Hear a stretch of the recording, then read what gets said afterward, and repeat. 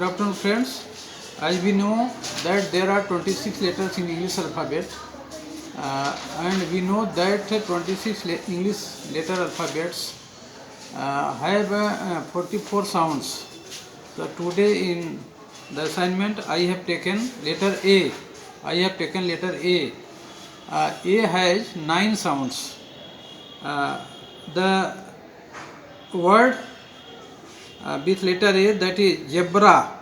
So we pronounce this word as zebra.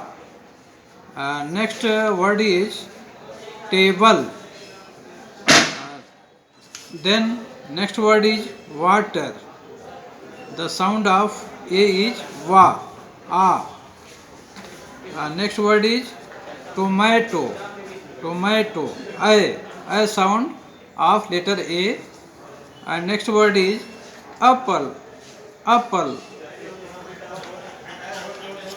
Next word is Mary. Mary, a sound of letter A. And other word is village. The sound of A is A. Here is another word is parent. The sound of A letter is A. Parent. Thank you.